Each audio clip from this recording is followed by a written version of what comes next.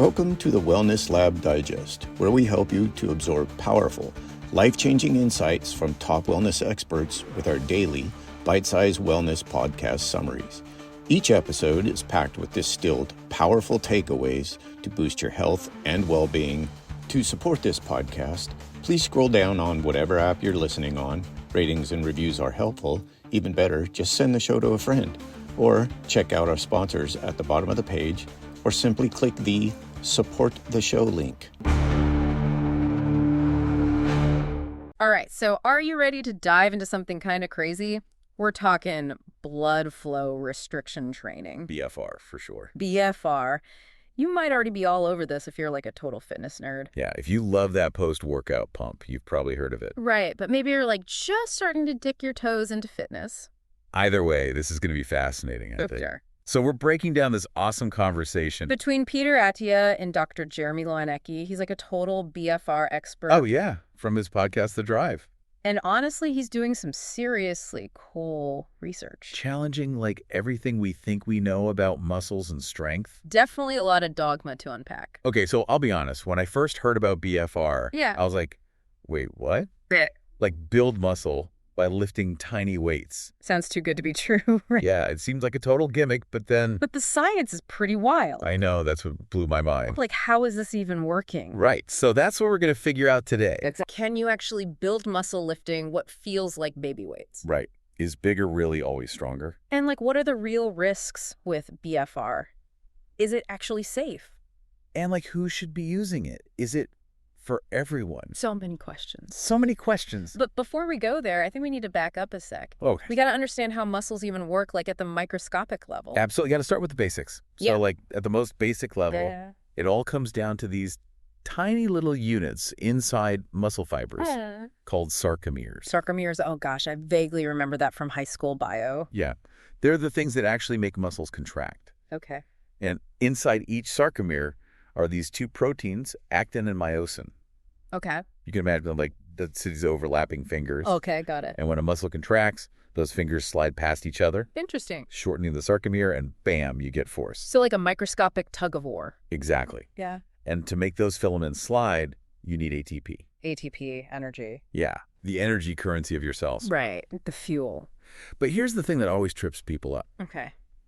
You don't need ATP to form the bond between actin and myosin. Really? Yeah, you need it to release the bond. What? So ATP breaks the bond. Yeah. Isn't that weird? It seems backwards. I know, right? Yeah. But it explains why dead bodies get stiff. Rigor mortis. Yeah. No more ATP, the muscles get locked up. Wow, that's a little morbid, but okay, I get it. It's important. So we've got these little sarcomere guys powered by ATP making our muscles move. Yep. But how does BFR fit into this? Like, how can you lift light weights and still get those same results? Good question. To answer that, we have to go back a few decades. Time travel. To the OG of BFR, Dr. Yoshiaki Sato. Oh yeah, Dr. Sato, the legend. I've heard some stories about his early experiments. They were pretty wild. So the story goes, he was at this Buddhist ceremony kneeling for a long time. Oh, wow. And his legs started tingling, like after a hard workout. Yeah, I get that. And that got him thinking, what if I could recreate this? Interesting. So he starts experimenting ways to restrict blood flow to his muscles. Basically testing it on himself. That's some serious dedication. Right. And some of those early methods, let's just say they were a little rough around the edges. Okay. But over time, he refined it. Makes sense. And that's how BFR was born. Wow. So cool. Okay, so what's actually happening during BFR? How does restricting blood flow make your muscles grow? So the key is you got to apply just enough pressure to partially restrict blood flow to the muscle. So not like cutting it off completely. Exactly. You're not trying to make your arm turn blue. Okay, good to know. It's more about creating this unique environment that challenges the muscle in new ways. So we're aiming for restricted, but not completely blocked. Got it. How do you even figure out the right amount of pressure for each person, though? I mean, everyone's different, right? Totally. Yeah. In the early BFR research, they would just use like standardized pressures. Oh, wow. And the results were all over the place. Makes sense. So nowadays we individualize it. Okay. With something called a Doppler probe. A Doppler probe, what's that? It measures blood flow. You use it to find someone's AOP. AOP? Arterial occlusion pressure. Basically, the pressure needed to completely stop blood flow to a limb. Whoa. That sounds intense. It is. Well, But we're not actually trying to stop the blood flow. right. We just want to find that point and then back off a bit.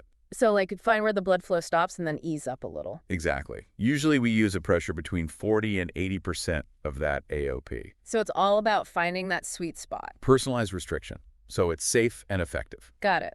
So even though those early BFR techniques were a little sketchy, It's a little bit. Dr. Sato's work paved the way for the stuff we're doing now. For sure. He was a pioneer. Totally. Oh. Okay, so now for the really juicy stuff. Right. What are the actual benefits of BFR? Like, does it really live up to all the hype? Well, that's what guys like Dr. Lanecki are trying to figure out. And the research is pretty wild. Yeah, I bet. One of the biggest things is that you can build muscle and strength using way lighter weights. Okay, I've heard that, but how light are we talking? Like pink dumbbell light? Not quite that light, Okay. but we're talking 20 to 30% of your 1 rep max. Your 1 rep max. That's Yeah. like the heaviest weight you can lift for 1 rep. Right? Yeah, exactly. So let's say your max for bicep curls is 50 pounds. Uh-huh. With BFR, you might only need 10 or 15 pounds. Wow. And you'd still see gains. Yep, still see muscle growth and strength gains. That's crazy. How is that even possible? There are a few theories. Hmm. Some of it we're still figuring out. Okay. But one idea is that BFR creates this crazy metabolic environment in the muscle. Okay. Like by restricting blood flow, you trap metabolites like lactate. Lactate, the stuff that makes your muscles burn. Exactly. And all that lactate buildup seems to trigger muscle protein synthesis. Muscle protein synthesis. That's how you build new muscle, right? Yep. It's like those trapped metabolites are like, hey, we need to grow. So it's like tricking your body into thinking it's working way harder. Kinda. Another theory is that BFR makes your body recruit more muscle fibers, More muscle fiber. even though you're using lighter weights, Right. because the muscles are working harder. Because of the restricted blood flow. Right. They need to activate more fibers to get the job done. Makes sense. Mm-hmm. So BFR is kind of hitting your muscles from all angles. Pretty much metabolic adaptations, muscular adaptations, all that good stuff. And all with lighter weights. I'm seeing why people are so excited about this. It's pretty cool stuff. Especially for people recovering from injuries. Oh, yeah. Huge potential there. Yeah. Imagine rehabbing a torn muscle Right. without putting a ton of stress on the healing tissue. You could start building strength back way sooner. Exactly. BFR makes that possible. You can rebuild muscle without those heavy loads. It's like a safer way to rehab. And it's not just for injuries either. It can help people who are just hesitant to lift heavy, Right, like maybe they're older or have joint pain. or they just find the gym intimidating. Totally. BFR opens up so many possibilities. It's a game changer for sure. Okay, so it sounds great for rehab and for people who don't want to lift heavy. Yeah. But how does it actually compare to like traditional heavy lifting? Can you get the same gains? That's the big question. And the research is pretty surprising. Yeah. Actually, some studies suggest BFR might be even better than traditional training for building muscle. Wait, what? Better? Like you could build more muscle with BFR than with heavy weights. It's not quite that simple. But it seems like BFR needs less volume and load Okay. to get the same results. So like less work for more gains. Kinda. Of course, more research is needed, but it's pretty promising. For sure. Okay, so BFR builds muscle, builds strength. Yep. You mentioned it might also be good for blood flow and circulation too? Oh, yeah, for sure. The research shows BFR can increase blood flow and capillary density. Capillary density, what's that? Capillaries are those tiny blood vessels that deliver oxygen and nutrients to your muscles. Okay, More capillaries means better blood flow. makes sense. So it's like BFR is giving your circulatory system a workout too. Exactly. And these vascular benefits could be huge. How so? It could mean better heart health, That's faster recovery from workouts. interesting. Okay, but now let's talk about the elephant in the room. The risks. Yeah, anytime you're messing with blood flow, there's got to be some risks, right? Definitely. Yeah. And it's good to be concerned. Yeah. People worry about blood clots, muscle damage, Blood pressure spikes. scary stuff. So is it actually safe? The good news is, yeah, when done right, BFR is generally safe. Okay, that's good. Studies show it doesn't increase the risk of blood clots or muscle damage Compared to traditional lifting okay. and blood pressure. Yeah. Yeah, it goes up during BFR, Right. but it's usually the same or even lower than during heavy lifting. Oh, yeah. And it goes back to normal really quickly after your workout. So nothing to worry about. As long as you're doing it right, it's not a major concern. Good to know. Okay, so BFR seems pretty safe, Yeah, but it's not magic, right? definitely not. It's a tool. And like any tool. It has limitations. Exactly. If you want to be the strongest dude in the gym, Yeah. you're going to have to lift heavy weights. BFR can't replace that. Right. So it's not a replacement. It's more like an alternative. Exactly. Another option for people who can't or don't want to lift heavy. Okay, that makes sense. Yeah. What I find really interesting is that BFR kind of challenges this whole idea that bigger muscles equal more strength. Oh, yeah, for sure. This is where Dr. Lineke's research gets wild. I know. For decades, we've been told if you want to get stronger, you got to get bigger. Yeah, bigger, stronger, right? But Dr. Lineke's saying that might not be the whole story. Exactly. He points to studies showing BFR can make you stronger Uh-huh. without making your muscles much bigger.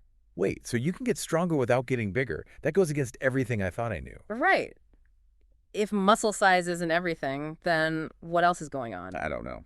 That's the million-dollar question. Right. Dr. Lineker thinks it might be neural adaptations. Neural adaptations. Changes in your nervous system. Uh-huh. Basically, your brain learns to use your muscles better, like it's getting more efficient. Exactly. You can activate more muscle fibers at once. Interesting. Improve the timing of contractions, all that stuff. So your brain's getting a workout, too. Kinda. And there's also the possibility that BFR changes the muscle fibers themselves. What do you mean? Like makes them more efficient at producing force. Whoa, so much to unpack here. I know, right? So if we're not just chasing big muscles, what should we be focusing on? How do we use this info? Well, it depends on your goals. If you want to be a power lifter and lift the most weight, Yeah. then you got to lift heavy. But if you want to build muscle, improve your strength rehab and injury. BFR could be a good option. Exactly. Yeah. It's all about finding the right tool for the job. Right. BFR isn't for everyone, but it's definitely a powerful tool. Yeah, and we're just scratching the surface here. I know. There's so much more to learn about BFR. How to use it safely, what the best protocols are. All that good stuff. So we'll dig into that after a quick break. So where were we? We were talking about how BFR can be a game changer for people who don't want to lift heavy, Oh, right. like for rehab, or if they just aren't comfortable with heavy weights. Exactly. Yeah. But how does it actually stack up against traditional lifting? Yeah. Can you get the same kind of gains? That's a great question. And what's really interesting is that some studies show that BFR might actually be even better than traditional training for hypertrophy. Hypertrophy, that's just the fancy word for muscle growth, right? Yeah, basically building muscle. Okay. So it seems like BFR might be more efficient. More efficient. Yeah, you might be able to get the same or even better results with less volume and load. Less volume and load, you mean like lifting less weight and doing fewer reps? Exactly. So less work for more gains. That sounds pretty appealing. Right. Of course, more research is needed, but the early findings are pretty intriguing. Okay, so we've established that BFR can build muscle, build strength. Right. And you mentioned earlier that it might also have some positive effects on blood flow and circulation. Oh, yeah, absolutely. Research suggests that BFR training can lead to increased blood flow and capillary density within the muscles. Capillary density, remind me what that is again? Sure. Capillaries are those tiny blood vessels that deliver oxygen and nutrients to your muscles, Okay. and they remove waste products. Mm-hmm. So increased capillary density basically means you have more of these tiny blood vessels supplying your muscles. So more capillaries equals better blood flow and more nutrients reaching the muscles. Exactly. And these vascular adaptations could have benefits beyond just muscle growth and strength. Like what? Well, they could contribute to improved cardiovascular health and even enhance recovery from exercise. So it's like BFR is giving your circulatory system a workout too. Kinda. It's like a 2-for-1 deal. You're working your muscles and your blood vessels at the same time. Okay, but now let's address the elephant in the room. You mean the risks? Yeah, anytime someone talks about restricting blood flow, it's natural to have some concerns about safety. Absolutely. People often worry about things like blood clots, muscle damage, and dangerous spikes in blood pressure. Right, those are all serious concerns. So what does the research say? Is BFR actually safe? The good news is that when done correctly, using appropriate pressures and guidelines, BFR appears to be generally safe. Okay, that's reassuring. What about those specific concerns, though, like blood clots and muscle damage? Those studies have shown that BFR doesn't increase the risk of those things any more than traditional high-load training. So it's just as safe as lifting heavy weights? Pretty much. And as for blood pressure, yes, it does increase during BFR. Right. But it's usually comparable to or even lower than what you'd experience during heavy lifting. Oh, interesting. And it returns to baseline very quickly after exercise. So it's a temporary increase and not a cause for concern. Exactly, as long as you're doing it correctly and listening to your body. Okay, so BFR seems pretty safe, but it's important to emphasize that it's not a magic bullet. Definitely not. It's a tool. Yeah. And like any tool, it has its strengths and limitations. Right. Traditional high-load training is still considered the gold standard for maximizing absolute strength. Absolutely. If your goal is to lift the heaviest weight possible, you're going to need to train with heavy weights. So BFR isn't going to turn you into a powerlifter overnight. Probably not.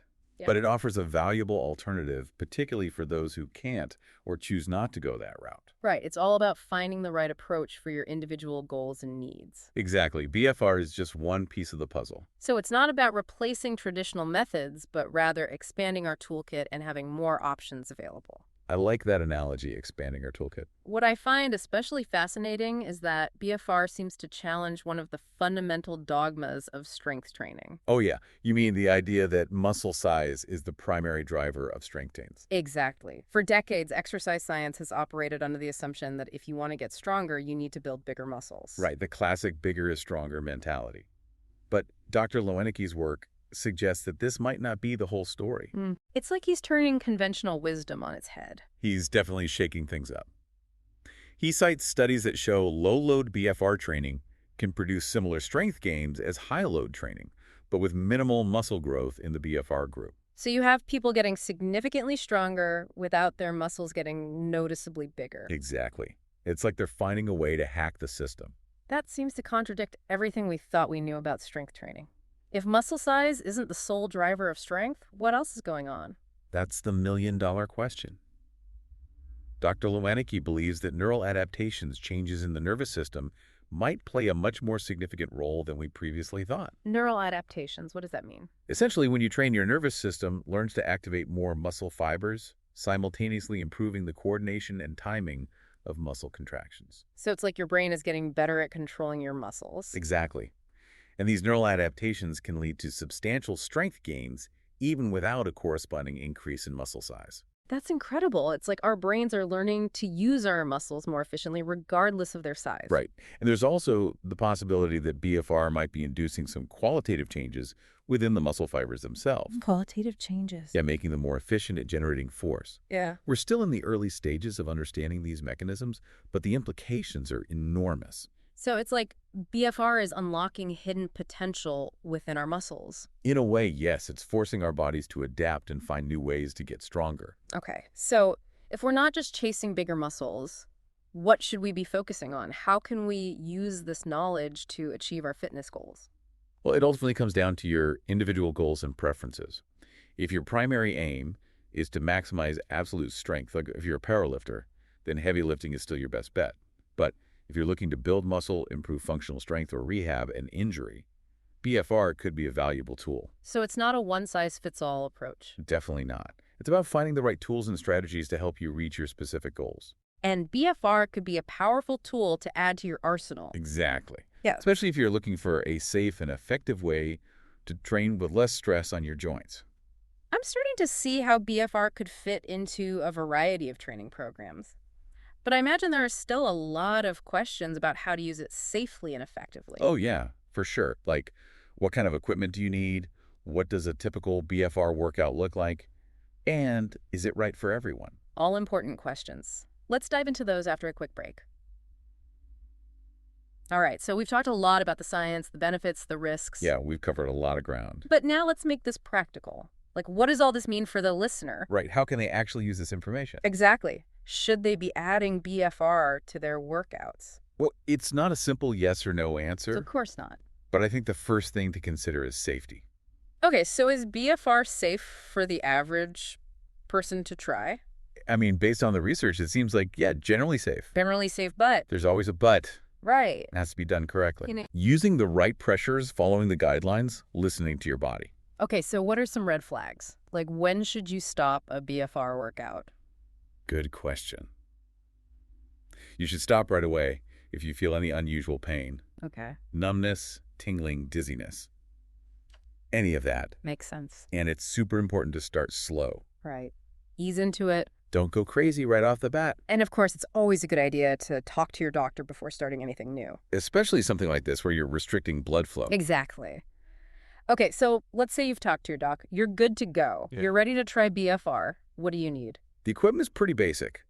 You need some BFR cuffs or bands. Those are the things that wrap around your limbs, right? Yep, and you'll need some weights too. But not heavy weights, right? Well, remember with BFR, you're using much lighter weights. Right, 20 to 30% of your 1-rep max. Exactly. And we talked earlier about finding your AOP. Arterial occlusion pressure with a Doppler probe. Right. If you're working with a trainer, they can help you with that. So finding a qualified professional is probably the best way to go. Especially when you're just starting out. Okay, so you've got your cuffs, you've got your weights, your AOP. What does the workout actually look like? Yeah, walk me through it. You can use BFR for a lot of different exercises. Okay. You could start with something simple like bicep curls. Okay. Put the cuffs on your upper arms nice and snug. Not too tight, though. Right, and then do like 3 or 4 sets of 15 to 30 reps. And you'll probably feel the burn pretty quickly. Oh, yeah, for sure.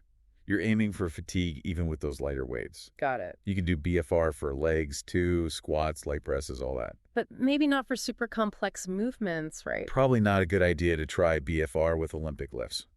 Especially if you're a beginner. Right. Stick to the basics at first. Okay, so Right. you've been doing BFR for a while. You're seeing results what now? Just like with any training program, you got to listen to your body. Avoid overtraining, all that good stuff. Exactly. Don't be afraid to take rest days.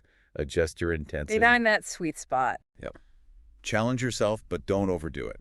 And remember, BFR is a tool, not a magic solution. It's only one part of the equation. You need good nutrition, sleep recovery, all of that. Exactly. It all works together. So to wrap things up, I want to leave our listeners with something to think about. Okay. If muscle size isn't the only thing that matters for strength, Right. what else is going on? What other factors are at play?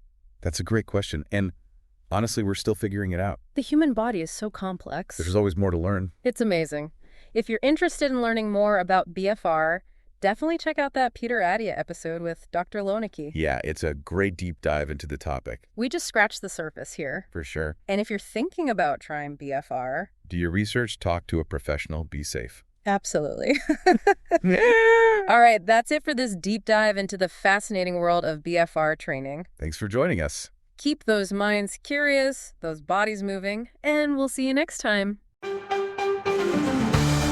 Thank you for listening to the Wellness Lab Digest. If you receive value from the podcast, I have 3 asks of you. 1, share the show on social media with your friends and tag the show at the Wellness Lab Digest on Instagram. Number 2, please leave a rating and review in whatever app you're listening on. And last but not least, please let me know what topics you would like us to cover in the future. You can contact me at empoweringmen.org/contact. And right now we have a free ebook to get you started on your wellness journey as well.